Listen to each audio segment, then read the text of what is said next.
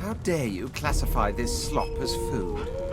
I've seen more appetizing things coming out of plague-stricken pigs. There's nothing else I can make, Your Majesty.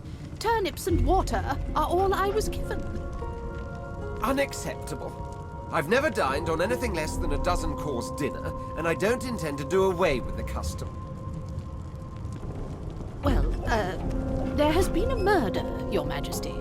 Maybe that has the Magisters more concerned than your appetite. Don't you get saucy with me when you clearly don't know the first thing about sauce. Well, well, what have we here? A fresh face in this stale hell. Let's size you up, shall we? See if you'll do. The lizard looks you up and down, like a farmer would a fetching horse. All of a sudden, he grips you firmly by the chin, with the intent of inspecting your teeth. I always knew you'd turn out rotten, Ben Mezd. Your kind always hunt closest to our divine. There's some discoloration, as well as a rather disconcerting lack of tongue and gums, but I've seen worse. After all, one can't expect to find prime merchandise on a squalid little ship like this. Now then, to business. You will answer me 3 questions. The first one is this.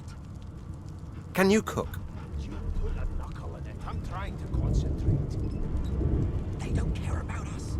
We're like cats. In which case, I take it your cuisine is limited to the introduction of eggs to hot water. How disappointing.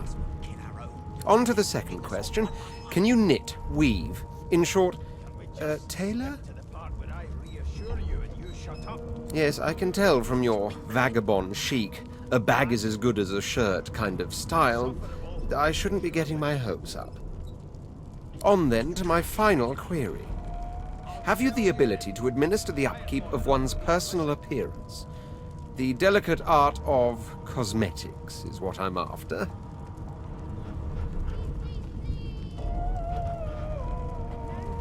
Just as I thought. That explains what's besieging my nostrils. So, 3 questions asked, 3 questions answered. Let's evaluate, shall we? As per your own testimony, you have the taste buds of a dung beetle, the fashion sense of a monkey in a clown suit, and your personal hygiene reminds one of a carcass rotting in the sun. That won't do at all, see? I'm sad to say I must deny you the opportunity to be my slave. Ever so sorry.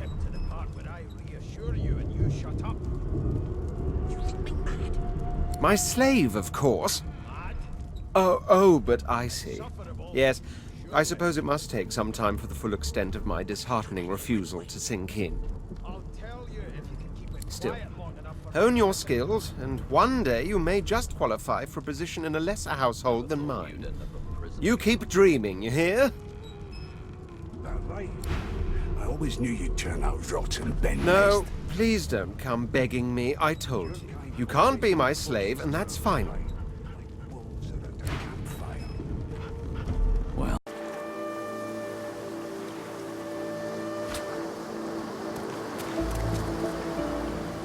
you spot a strange lizard gazing over the water with a steady, malcontent stare. His skin is of a bright, blood-red color. Could he be... Yes, you recognize him from the ship. It would seem you're not the only one who survived the tentacles of the deep.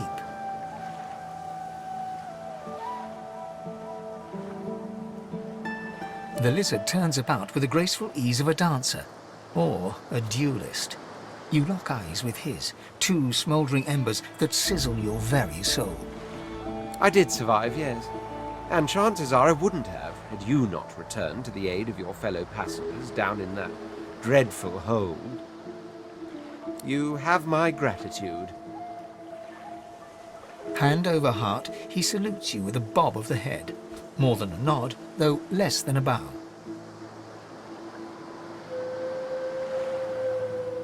Yes, I'm sure you've all the makings of a hero and all that, but let's not get carried away, shall we? Now then, if there's nothing further... I'm sure I don't mean to sound condescending, but I had thought it quite self-evident I was gazing out over the waves. He sighs dramatically. Tell me. What do you see when you cast your glance over this ocean?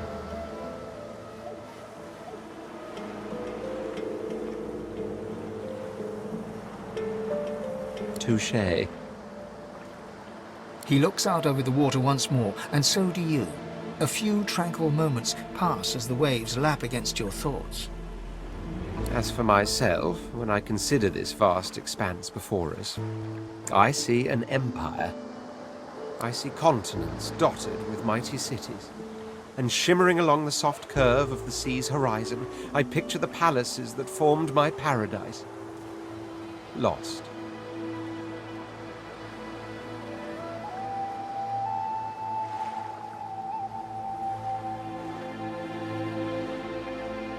What do you mean, what do I mean? I mean just what I say. I had a very actual empire that I lost. Suddenly, having all the air of being deeply offended, he stares at you with utter incredulity. Well, don't just stand there gawking like an ape at an abacus. Or do you really mean to tell me you don't know who I am?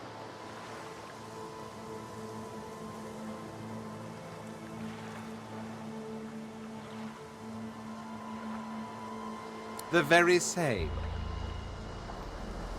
I am the Red Prince, the All-Conqueror, the World-Tamer, the Spouse of the Sun. Of course you know me. There's a brief moment's pause, during which his grandiloquent pose deflates ever so slightly. That said, I suppose I must own up to the fact that I find myself rather in between all-conquering and world-taming opportunities at the moment. The grandeur that is my fate has hit a bit of a snag. But never you worry. For the throne I was destined, and my throne I shall have.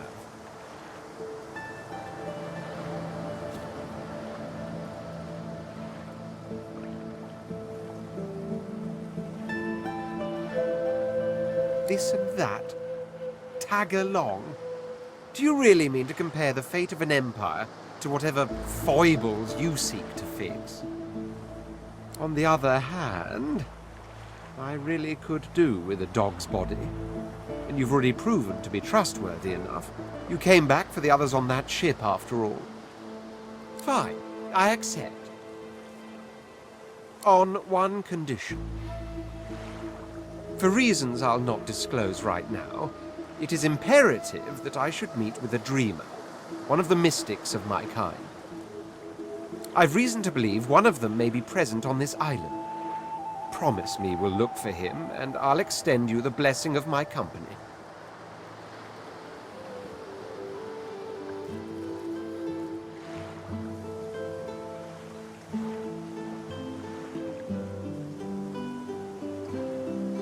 Jolly good. Oh my word, how you do astound me. Come now, did you really think a handful of linen towels can fool me? But don't worry. I have studied the arcane arts for years, including necromancy and demonology. I do not hold the petty prejudices of common folks. In fact, I prefer the exceptional in all things. Your secret is safe with me. So, now that that's settled, first things first. Even if you are as versed in the art of eloquence as I am, that our swords will be doing a lot of the talking from here on out goes without saying.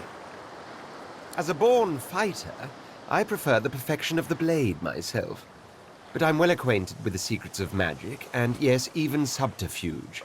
What say you?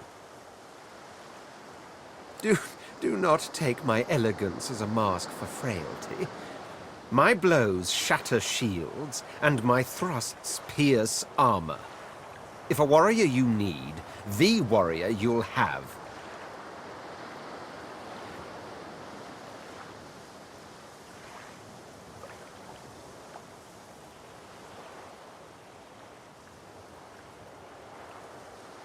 Very well. Onwards then to victory or death. The Red Prince nods and gives you a smile that wavers ever so delicately between courtesy and contempt. Now, as you're aware, you'll be traveling with a prince. proper forms of address include Your Majesty, Your Royal Highness, or if you're feeling particularly frivolous, Milord. As your luck would have it, I seem to be fresh out of luggage, so you won't be required to carry my belongings. Of course, there are other forms of protocol to bear in mind, but I'll see to it you'll pick up the rest as we go. So, without further ado, let us be off!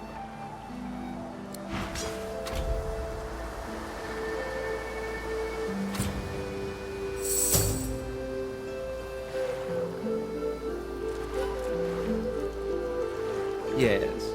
Is it an audience you desire?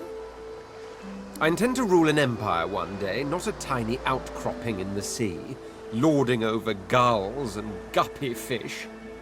To that end, I suggest we focus on the obvious. A farewell to Fort Joy and a hello to the mainland. Of course, I'd much appreciate it if we managed to find a dreamer first.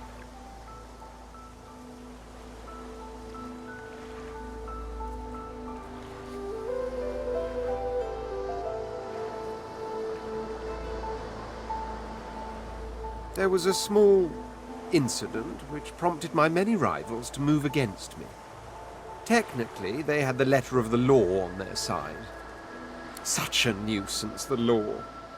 Quite necessary to keep the common in line, of course, but one such as myself it should exempt as a matter of course.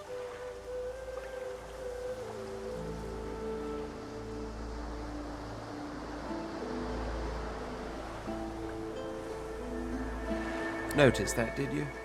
For future reference, if I don't answer a question, it's because I don't want to.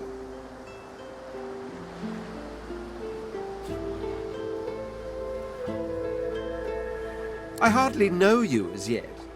Let's leave some mystery in the relationship, shall we? We can exchange criminal records later. There isn't much to say, but for the fact that I simply must. It's the portent of it all. I can feel it. The revelation will be world-changing. I just know it.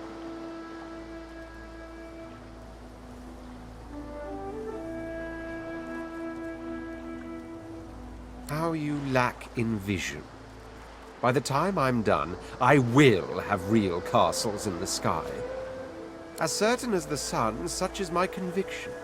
I will be, then grow beyond being. As am I. A prince should die of old age or on the battlefield. Anything else could be construed as weakness of character. That said, I've the distinct feeling I wasn't meant to die today, for despite your heroics, I was still cast into the water. I sank. I drowned. But there was something in the water. A voice made of air that soothed my flooding lungs. There was sudden light, warmth, life. Truly, how intriguing. To hear a voice whilst drowning is a rather specific delusion to share, is it not? Still, I wonder if... He hesitates. Are you a religious person? I'm rather relieved to hear it. Religious persons tend to be all too self-important in their supposed humility. As for myself, I perform the ancient rites of prayer and ceremony with a kind of languid indulgence. After all, when one is revered by many as a living god oneself, public deprecation would be needlessly self-important as well, wouldn't you say?